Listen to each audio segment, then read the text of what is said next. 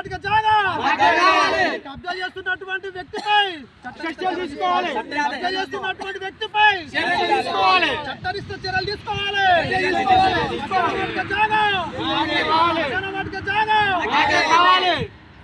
Sircilla municipality పరిధిలోని భూపతి నగర్లో ఏదైతే మన బామణికుంటకు ఆపోజిట్లో ఉన్నటువంటి ఈ యొక్క ల్యాండ్ ఏదైతుందో భూపతి నగరి ప్రజలు దాదాపుగా ఒక 60 నుంచి 80 కుటుంబాలు గత 100-150 సంవత్సరాల నుంచి ఈ యొక్క భూపతి నగర్లో నివసిస్తున్నారు.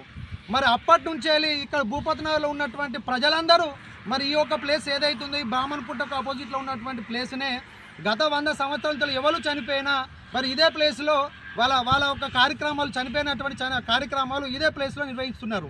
మరి ఇటీవలే గత 2 సంవత్సరాల కంటే ముందు మరి బొట్ల వెంకటేశం అన్నటువంటి వ్యక్తి దౌర్జన్యంగా ఈ ల్యాండ్ నాది అని కూడా ఇంతకు ముందు కూడా ఇక్కడికి రావడం జరిగింది. మరి గ్రామంలో ఉన్నటువంటి పెద్దలు వాళ్ళ తాతలు తండ్రులను కూడా ఇదే ప్లేస్లో పెట్టినాం.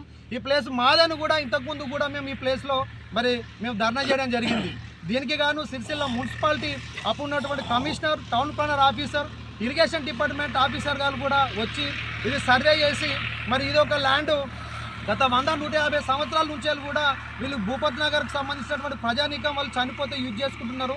ఇది ఒక శ్మశాన వాటిక అని చెప్పి నిర్ధారణ చేసి ఇది ఒక ల్యాండ్ని అప్పుడే మాకు 2 సంవత్సరాల కిందటనే దీన్ని మీరు వాడుకోమని చెప్పడం జరిగింది. కానీ ఇప్పుడు మళ్ళీ ఈరోజు మరి మొన్నటి రోజు అంతా కొట్ట 4 రోజులు కూడా అయితలేదు. మరి మల్లేశం అనే వ్యక్తి ఇంటి పేరు ఎప్పుడది మల్లాటి మల్లేశం అనే వ్యక్తి అంతా కూడా నిన్నే ఆయనకు పక్షి పెట్టున వాళ్ళ కార్యం దౌర్జన్యంగా ఈరోజు బ్లేడ్ బండి తీసుకొచ్చి ఈ బొట్ల వెంకటేశం అనే వ్యక్తి వచ్చి దౌర్జన్యంగా దున్నడం జరిగింది.